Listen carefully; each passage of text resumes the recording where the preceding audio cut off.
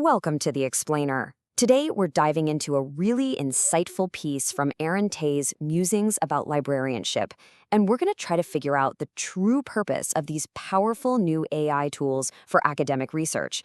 And I'll tell you right now, it is probably not what you think. Okay, let's just get right into it. This is the big question, right? It's the promise that has every single researcher, and especially every librarian, both incredibly excited and, let's be honest, a little bit nervous. Can we really just hand over one of the most tedious parts of research to an algorithm? Well, maybe not so fast. This number, 80%, that represents the source faithfulness rate for even the absolute best academic AI tools out there. So what does that actually mean? It means that for every 5 citations the AI gives you to back up a claim, one of them probably doesn't. The reference is real, sure, but it's been misinterpreted or stretched. And hey, this isn't just some niche academic problem. OpenAI's own data for general tools, like ChatGPT, shows that the error rates can be even higher than this. We're talking more than 20% of statements could be flat out wrong. Imagine trying to fact check that on a deadline. It's a lot.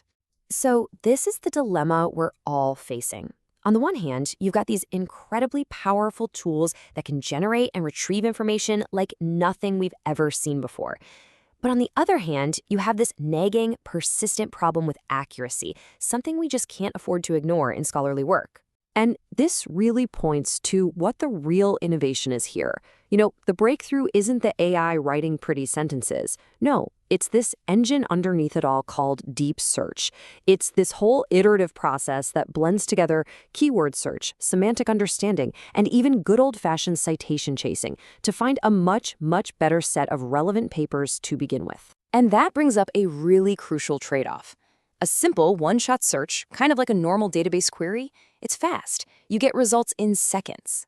But deep search, well, it takes longer. We're talking minutes, not seconds. But the quality of the results is so much higher. And for any serious researcher, that is a trade-off they will happily make every single time. Now, this is where we have to draw a really sharp line in the sand. Not all AI research tools are the same. Not by a long shot. And for us, as information professionals, understanding the difference between a specialized academic tool and a general one like Perplexity or Gemini, well, it's absolutely vital. And when you put them side by side, the differences are, they're stark. Academic tools like Elicit or SciSpace, they're laser-focused on scholarly content. They use standard citation styles, but the most important thing, they are specifically engineered to avoid making up ghost references. Those completely fake citations that plague the general AI tools. So how do they do that? It's actually a pretty ingenious system. Instead of asking the AI to just write out a full citation, which is where it tends to hallucinate, they have it generate a unique ID. That ID is tied to a specific chunk of a document that's already in its database. Then a totally separate, non-AI process just swaps that ID for the proper citation.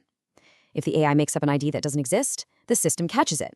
It's a really elegant solution to a messy problem. Okay, so this brings us to the absolute core insight of the source material we're looking at today.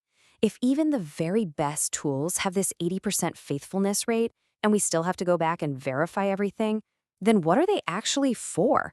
Why bother using them at all? And the author, Aaron Tay, he really hits on this key frustration. He says even if you go through all the work of correcting the errors, you probably still wouldn't use the text it spits out. Why? Because it lacks your specific angle, your argument. It doesn't have that subtle point of view that you need to frame your own research. It just feels generic. And this is what leads to the big reveal. It's a total paradigm shift in how we should be thinking about these tools. If they're not meant to be automated writers, then what is their actual true value in a researcher's workflow? And here it is. This is the answer.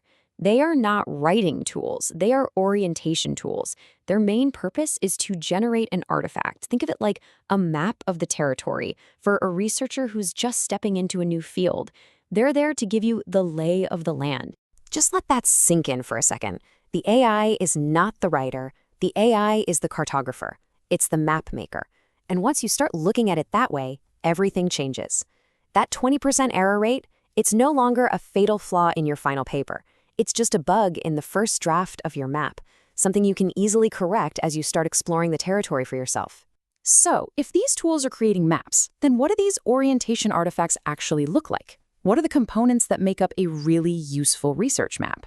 Well, a great tool doesn't just give you a list of articles. It produces this rich, interactive dashboard. We're talking a historical timeline of the research, a list of the truly foundational papers, the key contributors in their labs, identified gaps in the research, and even suggested reading paths to get you up to speed. It's like a comprehensive briefing document, created in minutes.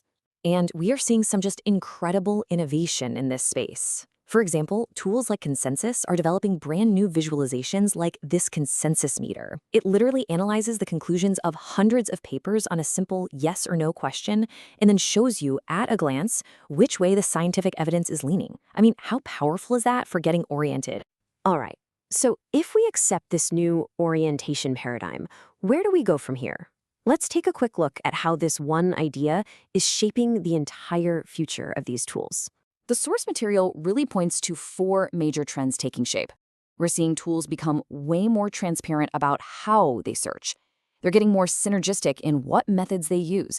They're also starting to blend academic databases with really targeted web searches, and they're even looking towards a future of agentic AI that can actively browse and interact with sources for you.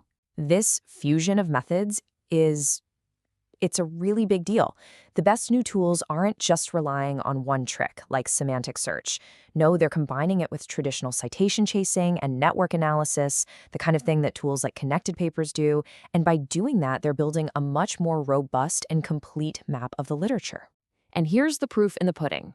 As Aaron Tay notes, a newer tool like Undermine can often outperform an older one because its deep search just finds a better, more comprehensive set of papers to start with.